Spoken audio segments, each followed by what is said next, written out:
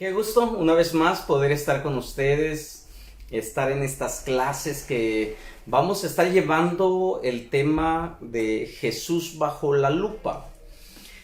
Cuando nos referimos a Jesús bajo la lupa es porque vamos a seguir sus pisadas, su obra y sobre todo sus enseñanzas. Y en esta temporada que vamos a estar hablando de Jesús bajo la lupa, una de las cosas que debemos de tener siempre presentes es la cuestión de si Jesús realmente existió. Y el jueves pasado hablábamos acerca de las evidencias de las escrituras. Si las escrituras nos daban a nosotros la firmeza y sobre todo la sustancia de que los escritos de Mateo, de Marcos, Lucas y Juan realmente son verdad de lo que ellos escribieron. Y bueno, vimos en ese punto de los evangelios, vimos que sí, hay testimonios post-apostólicos, hablando de la era apostólica, después de la muerte del apóstol Juan, allá en el en el primer siglo, aproximadamente en el 97, en el 100, que el apóstol Juan escribe ya su último libro, el Apocalipsis, y unos años antes, en el 90-91, él escribe su evangelio. Y bueno, después de él, pues ya vimos que se levanta un tal Papías, un tal Irineo, hablando acerca de los escritos de los evangelios, que realmente esos hombres como Mateo fueron reales, que Juan verdaderamente sí fue discípulo directo de nuestro Señor Jesucristo. Que Marcos y Lucas, pues no fueron discípulos directos, pero sí fueron discípulos de los apóstoles. Y mencionábamos que Marcos, por ejemplo, discípulo del apóstol Pedro, Lucas, discípulo del apóstol Pablo, y que sí hablaron mucho con relación a ese punto, y es importante que nosotros tengamos en cuenta eso.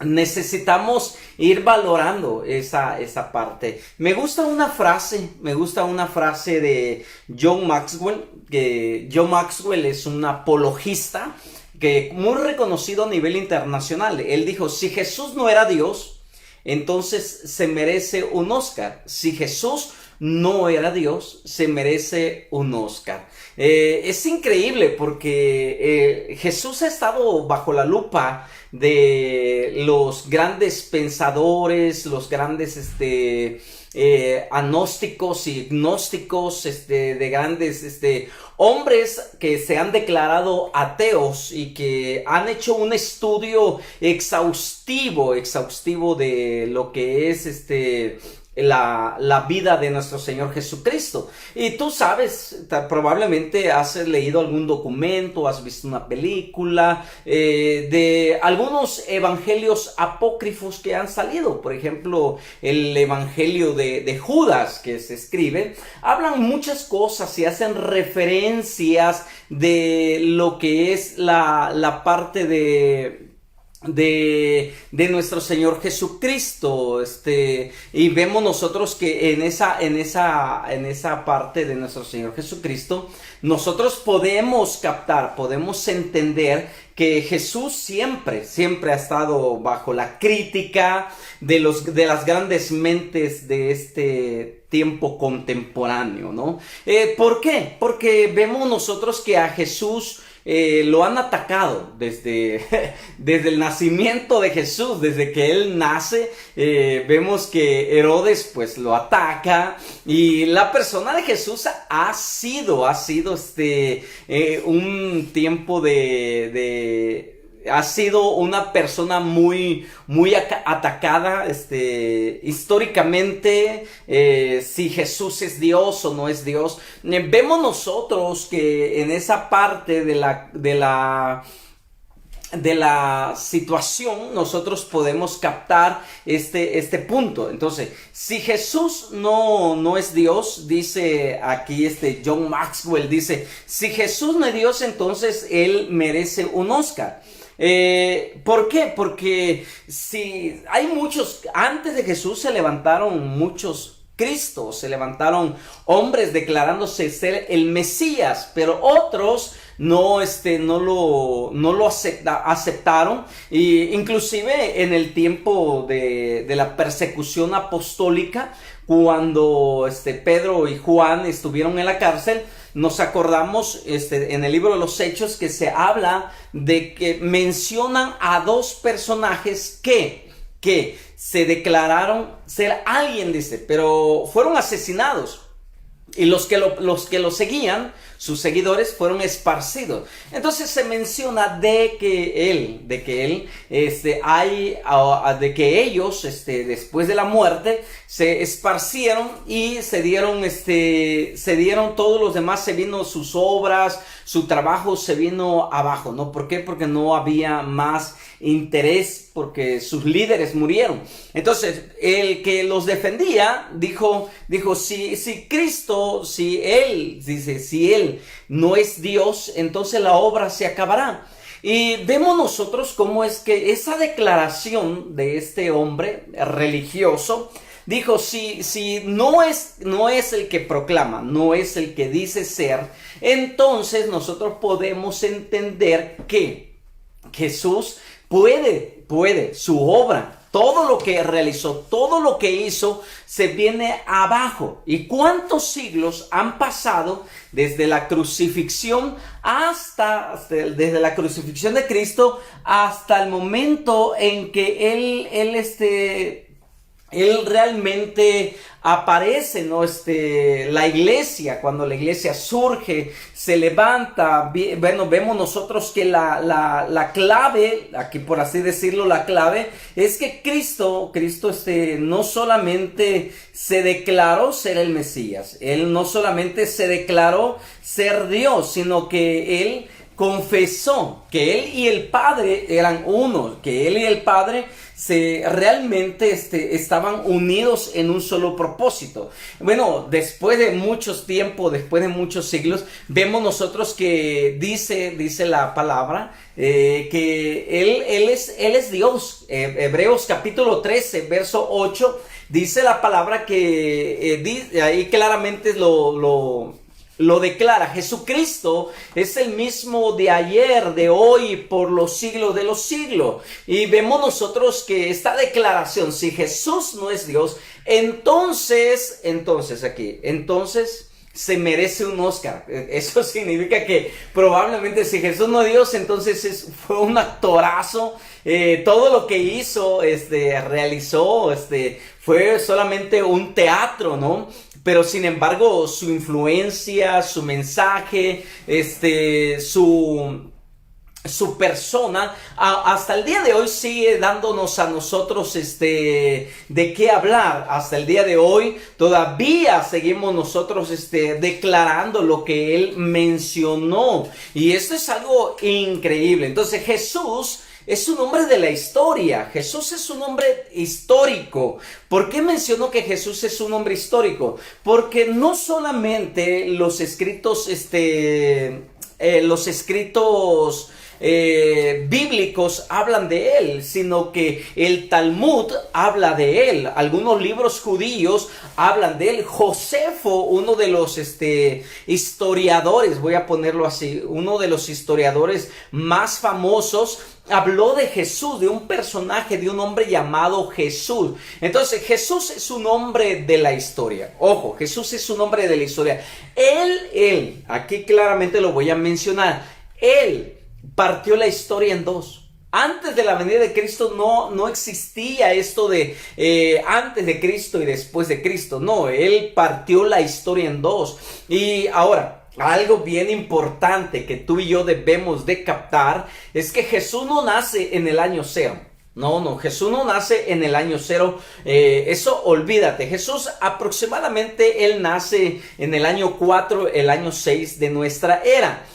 ¿Por qué lo mencionamos esa parte? Porque la historia así lo muestra, nos lo revela, de que Jesús nace aproximadamente entre el año 4, el año 6 aproximadamente él nace. Entonces, él no nació en el año 0, como algunos piensan que Jesús nació en el año 0. Ahora, donde se escribe más de él, donde su biografía, ya lo mencionamos el jueves pasado, su biografía está en Mateo, en Marcos, en Lucas y en Juan. Pero no solamente la biografía de Jesús, sino que existen más escritos conocidos como el conjunto de ellos, como el Nuevo Testamento, que son 27 diferentes documentos que están en el Nuevo Testamento para nosotros los cristianos. La iglesia cristiana tiene un conjunto de 27 documentos que le llamamos nosotros el Nuevo Testamento. ¿Qué es lo que conoce entonces un historiador respecto a Jesucristo? La pregunta es esa, ¿no? ¿Qué es lo que conoce entonces un historiador respecto a la persona de nuestro Señor Jesucristo? Bueno, lo primero y más importante que conoce es que puede confiar en los documentos del Nuevo Testamento. Los documentos del Nuevo Testamento son para los judíos ortodoxos, no son aceptables, no lo aceptan como inspirados. Pero te voy a decir algo. He tenido la oportunidad de conocer algunos judíos ortodoxos y algunos de ellos puedo considerarlos amigos, otros nada más por casualidad los he conocido, y la pregunta del diálogo que hemos hecho con ellos es que si ellos aceptan dentro de sus documentos o escritos sagrados los libros que para nosotros son importantes, lo que conocemos como el Nuevo Testamento. Y ellos me dicen, nosotros no aceptamos como inspirados los libros del Nuevo Testamento, pero sin embargo los hemos leído. Ellos han leído el Nuevo Testamento, los escritos del apóstol Pablo. Inclusive para ellos el apóstol Pablo es conocido como el gran rabino, un rabino intelectual, influyente de su tiempo. Y los escritos del apóstol Pablo, pues tú sabes que son aproximadamente 12 cartas que él escribió. Se le adjunta o se le adhiere al apóstol Pablo el escrito de Hebreos. Pero sin embargo, bueno, por eso cuando en algunos documentos vas a encontrar que los escritos del apóstol Pablo son 13, porque meten a la carta de los Hebreos dentro de los escritos del apóstol Pablo, que sabemos nosotros que el libro de los Hebreos no tiene una paternidad, no se sabe quién lo escribió realmente. Hay una disputa, una discusión si lo escribió Apolo, si lo escribió Lucas, si lo escribió Timoteo, si lo escribió Pablo, no se sabe, pero bueno, se lo añaden al apóstol Pablo. Entonces, esos escritos del apóstol Pablo hablan acerca de la persona de nuestro Señor Jesucristo y tienen una información muy importante. Entonces, por esa causa, nosotros decimos que los escritos del Nuevo Testamento son veraces y son confiables. Para nosotros los cristianos son confiables. Ahora, por ahí escuchamos un dicho, ¿no? Ojos que no ven, corazón que no siente. ¿Cómo podemos conocer y cómo podemos amar y cómo podemos enamorarnos de nuestro Señor Jesucristo si no estamos nosotros teniendo una lectura profunda de los escritos del Nuevo Testamento? Entonces, los escritos del Nuevo Testamento nos pueden proporcionar un buen cuadro de lo que es la persona, la obra de nuestro Señor Jesucristo. Ya mencioné la semana pasada, pero quiero traerlo a memoria, que Mateo, Marcos y Lucas son conocidos como los evangelios sinópticos. ¿Por qué sinópticos? Porque se ven desde un punto muy general, y si te das cuenta, estos evangelios hablan e inician su evangelio desde el punto de vista terrenal. Mateo pues presenta a Jesús como el rey de los judíos. Marcos presenta a Jesús como el siervo, una persona que viene a servir. Y Lucas presenta a Jesús como un hombre perfecto. Pero Juan rompe las barreras de esa tradición. Por eso es excluido de los evangelios sinópticos y es sacado de esa esfera, porque Juan nos presenta a Jesús no como hombre, sino como el Hijo de Dios y como Dios mismo. El primer capítulo es un esbozo, es un desarrollo del tema de cómo Jesús es Dios, de cómo Jesús estaba con Dios desde el principio, y que ese verbo que estaba en el principio era Dios mismo. Entonces vemos que el apóstol Pablo desarrolla más a profundidad la teología de Juan. El apóstol Juan habla acerca de la preexistencia. Inclusive nuestro Señor Jesucristo, él mismo da testimonio. En el capítulo 17 del Evangelio de Juan, versículo 5, dice la palabra que Jesús hace una pequeña oración y le dice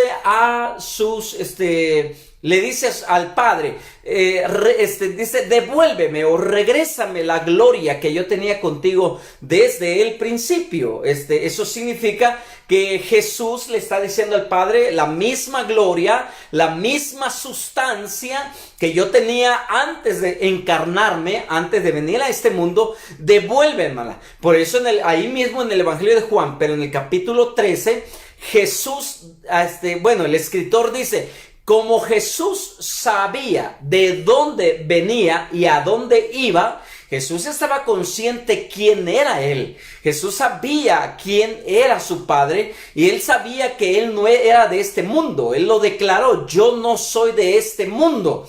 Es porque si yo fuera de este mundo, los del mundo me amarían, pero como yo no soy de este mundo, el mundo no me puede recibir, el mundo no me puede entender. Entonces Juan hace una teología de la vida de Jesús desde la perspectiva divina, desde la perspectiva de Dios, que Jesús es Dios, el Padre y Jesús son uno, el Hijo y el Padre son uno, y Jesús mismo lo declara. Entonces pasamos a las cartas paulinas y nos damos cuenta que Pablo da testimonio también de que Jesús estaba con el Padre desde el principio. Tú lo puedes leer en su segunda carta a los Corintios, en el capítulo 6, 4 en adelante. Tú te puedes dar cuenta de que Pablo dice que la luz que estaba en el principio era la faz de nuestro Señor Jesucristo. Es más, el libro de los Hebreos también dice en el capítulo 1 que Jesús es la imagen del Dios invisible. Entonces podemos comprobar que el apóstol Pablo no niega la divinidad de Jesús, sino todo lo contrario. Pablo afirma que Jesús es Dios. Entonces vemos nosotros ahí y que el historiador y sobre todo nosotros los hijos de Dios debemos de indagar quién es Jesús, porque lo vuelvo a repetir y quiero que tú entiendas algo bien importante. La fe no es ciega. Escúchalo bien, la fe no es ciega. Es que tienes que seguir a Dios sin preguntar. Sigue a Dios sin preguntar. Bueno, te voy a decir algo. La fe llega a un punto de raciocinio. ¿Qué significa eso? Que hay preguntas, hay cuestionamientos que tenemos que encontrarle una respuesta. Porque no podemos nosotros hablar de un cristianismo sin fundamento bíblico, histórico. No podemos hablar del líder del cristianismo si él existió o no existió. ¿Son reales su biografía? Entonces, todas esas preguntas requieren una respuesta. Y el apóstol Pedro nos invita a ti y a mí a que estemos preparados a dar una respuesta cuando alguien lo requiere, cuando alguien nos los pide. Entonces, si la iglesia no está preparada, si tú y yo no estamos preparados bíblicamente, doctrinalmente, teológicamente, históricamente, entonces vamos a ser una religión más. Sí, Jesús dijo, y se lo dijo a Tomás, bienaventurados aquellos que sin ver creyeron. Sí, estamos seguros de que no podemos ver a Dios, no podemos ver al Hijo, y estamos caminando a la vida eterna en fe, pero también hay una demanda de respuestas que nosotros debemos de darles a las personas cuando ellos nos piden a nosotros una razón de ser. ¿Por qué eres cristiano? Ah, porque Jesús murió por mí. ¿Y quién es Jesús? Ah, el Hijo de Dios. ¿Y cómo me lo puedes comprobar que es el Hijo de Dios? ¿Cómo me lo puedes comprobar? Ah, es que, pues, así me lo enseñaron. No. Si nosotros decimos que Jesús es el Hijo de Dios, nosotros tenemos que tener evidencias históricas y bíblicas de que realmente así fue. Ahora, como a Jesús le preguntó Nicodemo, ¿acaso yo siendo viejo puedo entrar en el vientre de mi madre y volver a nacer? Esas preguntas, por ejemplo, ¿cómo lo podemos nosotros contestar? Ah, es que es por fe. No, el nuevo nacimiento, ¿cómo es? Debemos de dar una respuesta, porque hay una respuesta del nuevo nacimiento. ¿Cómo se produce el nuevo nacimiento? En el capítulo 3 del Evangelio de Juan, ahí hay evidencias y hay testimonio, pero sobre todo hay respuesta de cómo se da el nuevo nacimiento. ¿Sí te das cuenta? Sí me doy a entender. Entonces, cuando hablamos de Jesús bajo la lupa, estamos hablando de que tenemos que dar respuestas sobre quién es el Mesías, quién es el Hijo de Dios, quién es el Cordero de Dios que vino y murió. Si alguien te dice, es necesario lavarte con sangre para que te seas perdonado de tus pecados, ¿cómo le vas a responder a eso? ¿Cómo le vas a responder a una persona que te diga, si Jesús, cómo es que el pecado de toda la humanidad fue sobre una persona llamado Jesús? Si Jesús es Dios, ¿cómo es posible que un Dios santo se hizo carne, una carne corrupta, una carne pecadora, viciada con los pecados? ¿Cómo es que lo santo se puede mezclar con lo más bajo del mundo, que es la carne? Porque inclusive el filósofo Platón dijo en una ocasión que el cuerpo es la cárcel del alma. El alma está aprisionada en este cuerpo, viciado con todos los placeres del mundo. Y cuando una persona muere, el alma es libre y vuelve a su lugar de origen. Eso lo dijo un filósofo. Ahora, ¿cómo es que un Dios santo que vive en la eternidad, en la santidad, puede venir a habitar en un cuerpo pecaminoso? ¿Cómo podemos darle respuestas a eso? Si no nos dedicamos ni 30 minutos a escudriñar las escrituras. Y es aquí que cuando nosotros sabemos que este cuadro no puede ser rechazado por razonamiento, por esfuerzos mentales, ni mucho menos por presuposiciones filosóficas o por medio de maniobras literarias. No, nosotros tenemos que ser veraces en lo que nosotros estamos declarando, veraces en nuestra fe. Entonces, la confiabilidad y la veracidad de las escrituras nos dan a nosotros la seguridad. La Biblia para muchos es una metáfora. La Biblia para muchos es un libro de historia. La Biblia para muchos solamente son cuentos, ficción. Muchas veces piensan que, como por ejemplo, te voy a poner un ejemplo, que como Juan ya estaba viejo y anciano cuando lo llevaron a la isla de Patmos, pues ya alucinaba por su vejez y escribe el libro de Apocalipsis. ¿Acaso será cierto? ¿Será cierto que Juan ya por la vejez alucinaba? ¿O realmente Juan fue inspirado por el Espíritu Santo para escribir lo que está en el libro del Apocalipsis? ¿Cómo podemos asegurar a asegurar que los escritos del Nuevo Testamento son reales, que realmente Mateo, Marcos, Lucas, los 13 escritos del apóstol Pablo, las cartas universales de Santiago, de primera y segunda y tercera de Juan, primera y segunda de Pedro, Judas, son reales, que sí verdaderamente son veraces. Entonces, esa es la parte donde nosotros tenemos que aprender a indagar.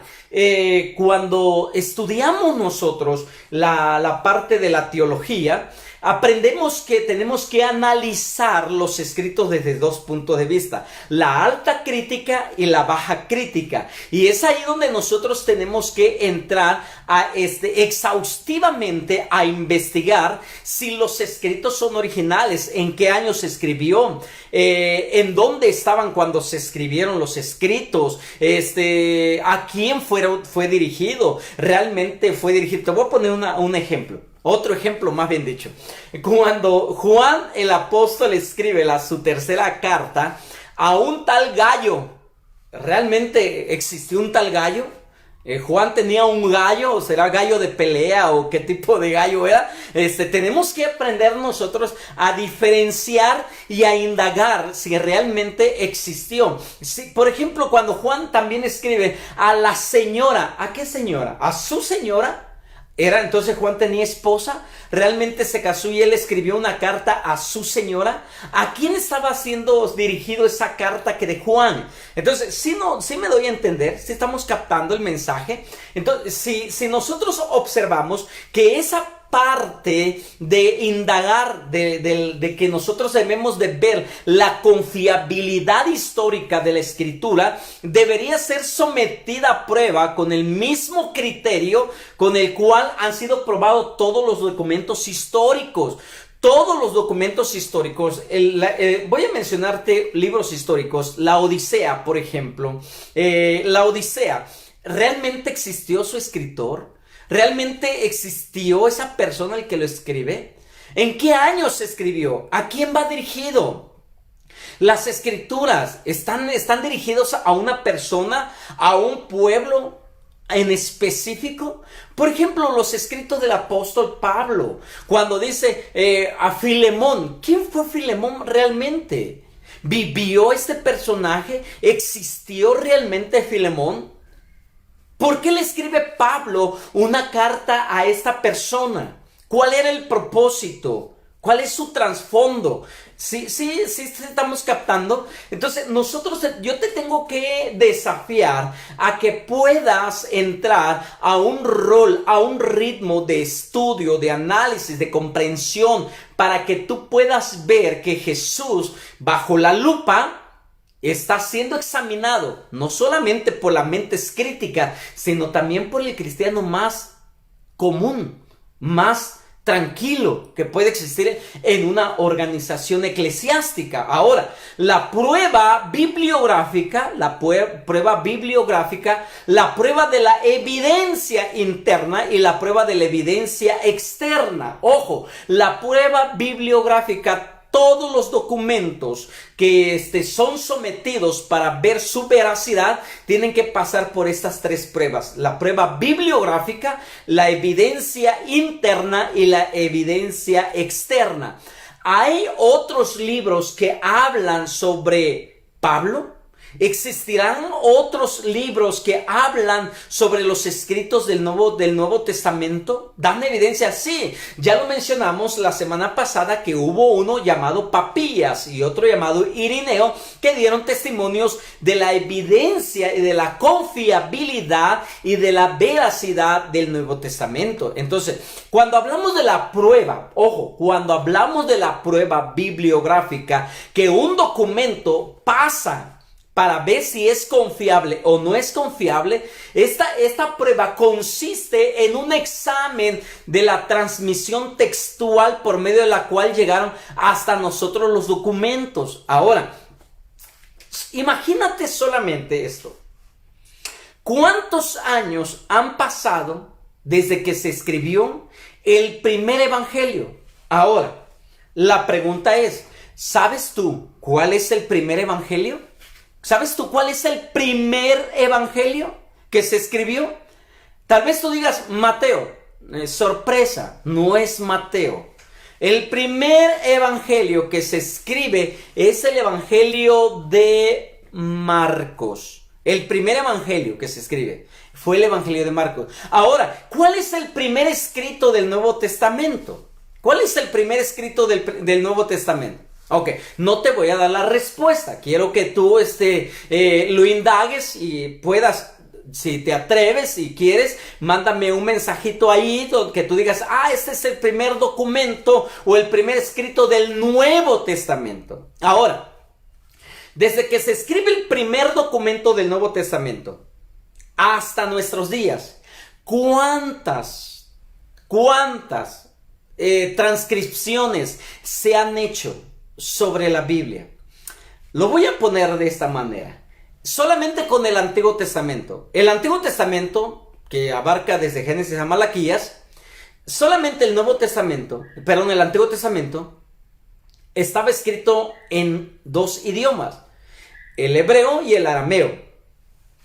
Después, el Antiguo Testamento se transcribe, se hace una transcripción del hebreo, arameo al griego. Esa traducción, lo voy a poner de esa manera, esa traducción del hebreo, del arameo al griego se le conoce como la Septuaginta. La Septuaginta, la versión Septuaginta, o la versión griega, o la versión de los 70 sabios, ¿ok? Esa versión griega después pasa a otra traducción. Traducen lo que escribieron en griego, lo traducen al latín. Y esa versión se le conoce como la Vulgata Latina. La Vulgata Latina. Ahora, observa, del hebreo, arameo, pasa al griego. Del griego pasa al latín. Del latín pasa al alemán. Del alemán al inglés. Del inglés al español. ¿Por cuántas manos o por cuántos traductores ha pasado la Biblia? Y es aquí donde nosotros tenemos que hacer la prueba bibliográfica. Y la prueba bibliográfica es hacer ese examen si la transmisión textual por medio de la cual llegaron hasta nosotros los documentos del Nuevo Testamento. En otras palabras, no teniendo los documentos originales, cuán debemos de confiar las copias de los manuscritos y el intervalo del tiempo entre el original y las copias en existencia.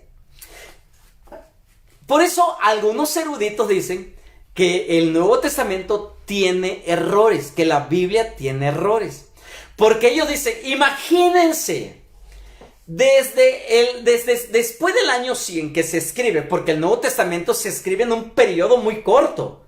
En menos de 100 años se escriben los 27 documentos. En menos de 100 años se escribieron, se armaron y fueron cartas que comenzaron a circular. Ahora, después de la muerte de Juan, ya no se escribe otro documento como inspirado apostólico, ya no. Sí, existieron otras cartas y todo eso, pero ya no fueron incluidos en los libros del Nuevo Testamento. Ahora, dice, ¿por cuántas manos ha pasado esta Biblia desde el original hasta el día de hoy?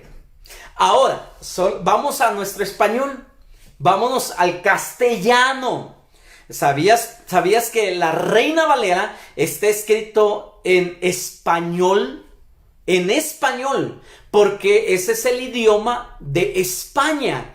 Por eso la versión del oso, así se le conoce la versión de Cipriano Reina Valera, la versión del oso, la versión del cántaro, las palabras que se utilizaban eran muy españolas. Pero bueno, después se vio en la necesidad de hacerlo al castellano, que es el idioma que nosotros hablamos. Los latinos hablamos castellano, no hablamos español. Y tal vez alguien diga, y bueno, ¿por qué castellano? Yo no lo sabía. Porque nuestro idioma viene de Castilla. De ahí de España, de Castilla, viene el idioma castellano. Ojo, entonces nosotros no hablamos español, hablamos castellano. castellano. Entonces, ahora, de la Biblia de Reina Valera y Cipriano, que hacen esa traducción, luego la supervisión, la revisión que se hace, lo traducen al castellano. Por eso algunas palabras, el empero, el vosotros, el sois, se eliminan, porque ya no estamos hablando español, estamos hablando castellano. Entonces, han existido, ha evolucionado, lo voy a poner de esta manera, para bien las traducciones bíblicas. Pero la reina sigue siendo la Reina Valera, sigue siendo la reina de toda, porque de la Reina Valera ha salido la NTV, la nueva traducción viviente, la nueva traducción, ¿cuál es la nueva versión internacional? La Biblia de las Américas. Todas esas versiones han salido de la Reina Valera. Pero hasta el día de hoy, bueno, yo tengo casi todas las traducciones que se han hecho de la Biblia. No sé cuál me haga falta, pero yo considero que tengo todas. Hasta la Biblia popular. La Biblia popular es una Biblia muy legible, que cuando alguien lo lee dice, no, es que no es la Biblia, y lo hacen a un lado. Yo me quedo con la Reina. En algunas iglesias prohibieron la NTVI, la nueva traducción viviente, o la nueva versión internacional. Lo prohibieron y dijeron, no estamos acostumbrados a ese idioma. Pero ¿qué es el idioma castellano? Por eso ahora, al momento de tener esos documentos que tenemos en la actualidad, tenemos que hacernos la pregunta, las copias que tenemos, en relación con el número de manuscritos y el intervalo de tiempo entre el original y lo que hoy tenemos, ¿son confiables los escritos? ¿Será que ha perdido su esencia, ha perdido su sustancia, ha perdido su objetivo? ¿Será que ha perdido el espíritu? No, si alguien dice, no, es que yo dudo que la nueva versión internacional sea inspirada, pues hoy aprendiste que la nueva versión internacional sale de la Reina Valera. Solamente es un lenguaje más común, más popular, más del pueblo. Pero sigue siendo la misma escritura. Y esa es la parte de la prueba bibliográfica. ¿En qué año se escribió? ¿En qué año se escribe Primera de Tesalonicense? ¿En qué año se escribe Primera y Segunda de Corintios? Siguiente pregunta. ¿Quién es el autor o el escritor de Primera y Segunda de Corintios y las 12 cartas? ¿Es realmente Pablo? ¿Existió Pablo? ¿Quién fue Pablo? ¿Habrá documentos externos fuera de la Biblia que hable de Saulo de Tarso? ¿Hablen de Pablo? Y tenemos que hacer una investigación sobre eso. ¿En qué año? Investigamos la paternidad.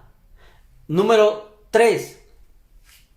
¿En dónde, en qué lugar estaba el escritor cuando él escribe esta carta?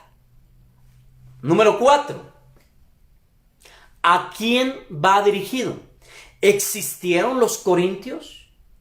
¿Existió una iglesia en Éfeso?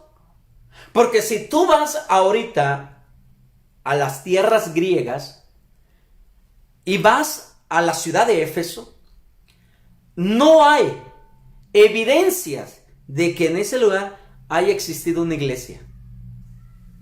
Entonces, ¿cómo es posible que exista una carta con el nombre de Éfeso? ¿Desapareció la ciudad? ¿Desapareció la iglesia? ¿Existió realmente o es un invento? Ese es el trabajo que tú y yo debemos realizar.